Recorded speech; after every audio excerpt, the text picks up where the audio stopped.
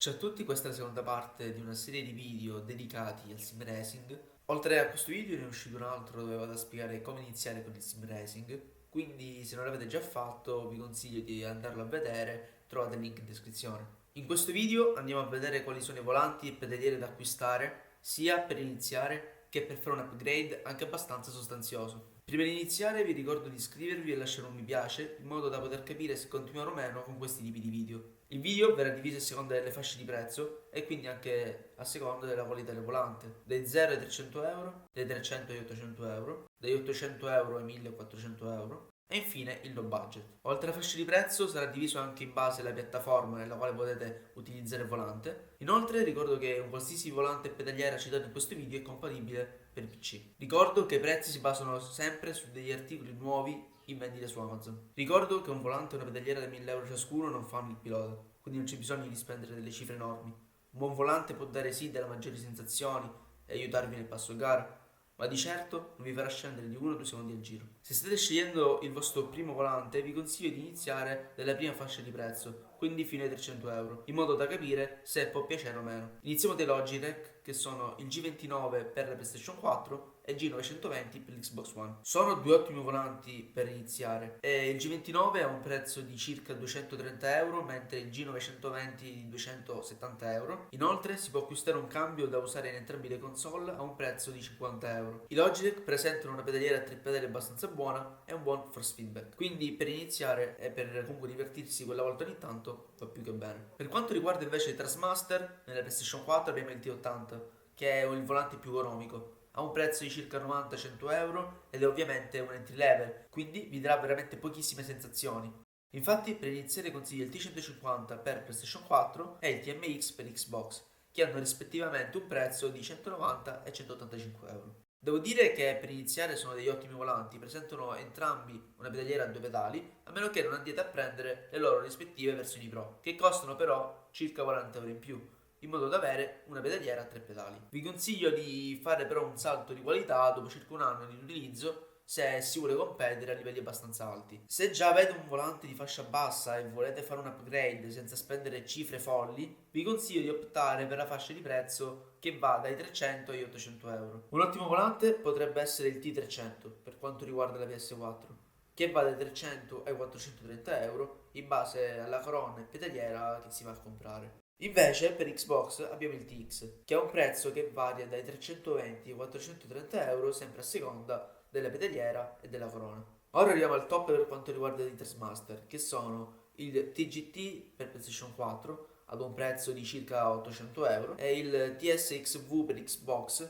ad un prezzo di circa 650-660 euro. Infine abbiamo il TSPC Racer, che si può usare esclusivamente per PC, ma che sconsiglio, in quanto per un costo di 550 euro più una pedaliera, in quanto non è inclusa nel prezzo.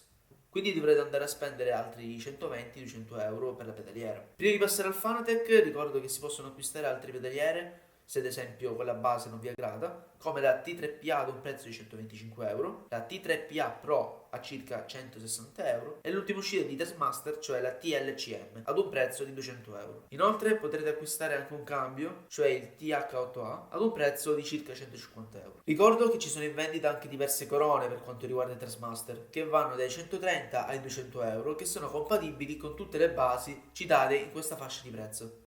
Infine passiamo a Fanatec, che consiglio di prendere se si gioca da PC, come la CSL Elite versione 1.1, che è l'entry level di Fanatec ma che è una ottima base, costa attorno ai 350 euro ma dovrebbe essere aggiunta una pedaliera come la CSL Elite che costa 100 euro e una corona come la Fanatec Club Sport Formula Carbon che costa 300 euro, anche se potete spendere di meno andando a prendere altre corone in base ai vostri gusti. Ora passiamo alla terza fascia, cioè quelle che va dagli 800 ai 1400 euro. In questa fascia di prezzo parlerò solo ed esclusivamente delle basi Fanatec, come potrebbe essere quella citata in precedenza ma con diversi accessori. La base che più vi consiglio è sicuramente la Fanatec Club Sport V2.5 che ha un costo di 550 euro. A parer mio è la miglior base prima di andare ai direct drive, dei quali andremo a parlare successivamente. Oltre alla base avrete bisogno di una corona. Le corone vanno ad un prezzo di 180 euro ai 650. Quelle che vi consiglio sono la Fanatec Club Sport Formula Carbon dal costo di 300 euro, la Fanatec Club Sport Formula versione 2 dal prezzo di 370 euro, la Fanatec Club Sport GT Xbox One dal costo di 400 euro, la Fanatec Podium R300 da ben 500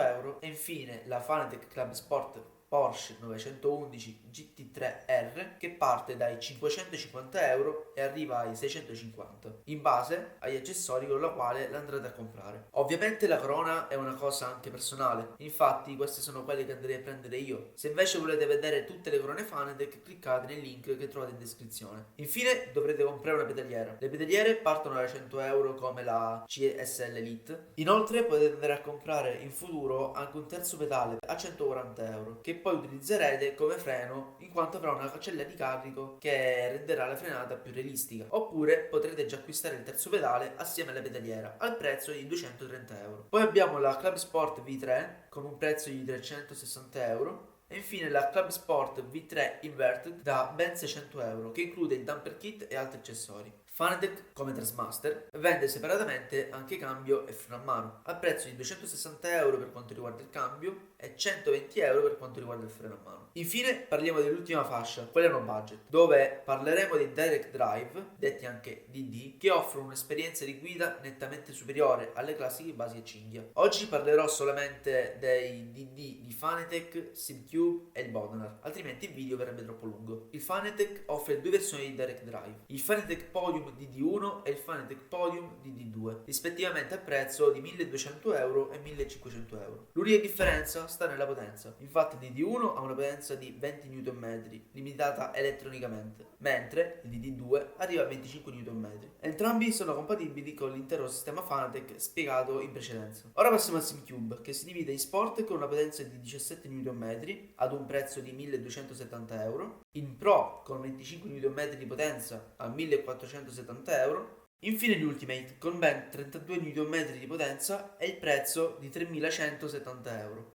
Molti preferiscono il SimCube per quanto riguarda il DD, in quanto restituisce migliori sensazioni. A SimCube si possono applicare diverse corone, tra cui quelle di Cube Control, che vanno dai 700 ai 1500 euro.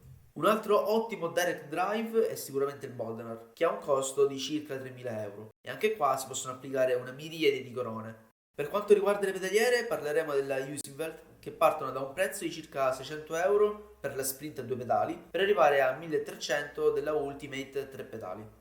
In conclusione, si può iniziare spendendo anche meno di 300 euro, specialmente se all'inizio si vuole solamente conoscere il mondo sim racing e capire se realmente può piacere o meno. Se invece si vuole fare uno step in più, consiglio l'acquisto di un buon volante. Grazie per aver visto il video, vi ricordo di mettere like, iscrivervi e se vi va lasciate un commento. Alla prossima!